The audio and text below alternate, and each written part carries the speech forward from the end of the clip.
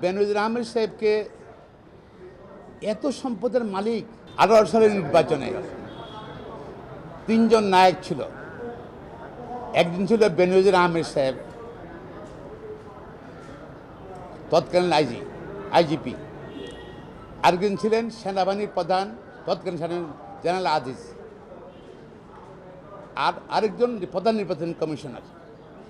দেখেন, এটা general আজিজকে American sanction দিয়েছে। কি জন্য দিয়েছে, কেন দিয়েছে, তো তারাই জানে। তবে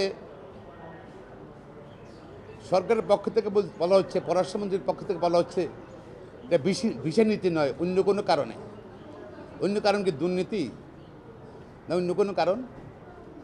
ওই দুদক তো কোনো কথা বলছে না। আর বেনজির আহমেদ সাহেবকে এত সম্পদের মালিক চিন্তা করা যায়? এই সবই কিন্তু 18 সালে এই সরকারকে, বর্তমান সরকার অবৈধভাবে নির্বাচন করে দিয়েছে, পুলিশ বাহিনীকে ব্যবহার করে এবং আমাদের আইনশৃঙ্খলা বাহিনীকে ব্যবহার করে। এই দুটো দেখেন, এই সরকার ক্ষমতা থাকতেই তার পরিণতি দেখেন। আর আরেকজন বাকি আছে, সেই সময় প্রধান নির্বাচন কমিশনার। এরপরে আসবে, আমি মনে করি তারও সম্পদ হিসাব দেখা উচিত। দেখুন, তারও এরকম অনেক অবৈধ সম্পদ আছে।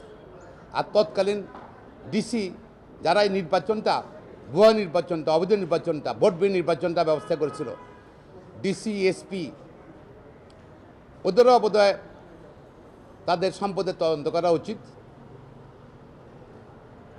আমার মনে হয় কিছুটা হলে জাতি সান্ত্বনা পাবে। এবং বেনজির সাহেব কেন সরকারের পক্ষে এত তৎপর ছিলেন 18 সালের নির্বাচনে বা র্যাবের প্রধান থেকে থাকা অবস্থায়? কারণ সরকার তাকে সুবিধা দিয়েছে, বেনিফিট দিয়েছে। এর কাছে পুলিশ অফিসার তো এত টাকার মালিক হওয়ার কথা না, এত সম্পদের মালিক হওয়ার কথা না। তারপর আমি কিন্তু ভয় পাচ্ছি শেষ পর্যন্ত সরকার আবার তাদের রক্ষা করে কিনা। আওয়ামী লীগ সরকার একটা গুণ আছে, যারা তাদেরকে সাহায্য করে অবৈধ কোনো কাজে, বিশেষ করে নির্বাচনে, ওদেরকে প্রতিদান দেয়। প্রতিদানটা হয়তো শেষ পর্যন্ত কি আবার তাদেরকে খালাস করে দেয় নাকি। দুদক থেকে যদিও সিজ করেছে সম্পত্তি, শেষ পর্যন্ত দুদক কী করে, কারণ দুদকের বিশ্বাস করতে পারবেন না। ইংল্যান্ডে যেরকম এই বৃষ্টি, এই রোদ আনপ্রেডিক্টেবল, বাংলাদেশের দুদকে একই অবস্থা। তারা কারো দেখেন, তারা কিন্তু ঠিক নাই, এক এক সময় একই রকম অ্যাকশানে যায়, সরকারের সঙ্গে সঙ্গে তারা নড়াচড়া করে।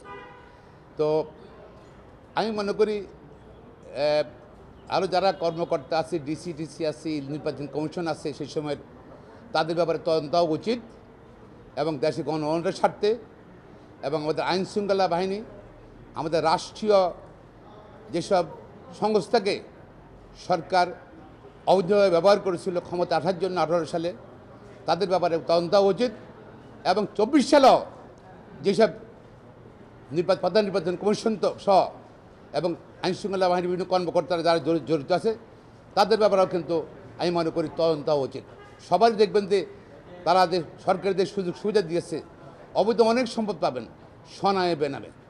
আমি জানি না সরকারি ব্যবস্থা করবে কিনা, বা দুদক সত্যিকার অর্থে যদি স্বাধীন হয়ে থাকে। এবং যদি অনেক আগে একজন দুদকের চেয়ারম্যান বলছিল দুদকের দাঁত নাই, দাঁতবিহীন দুদক।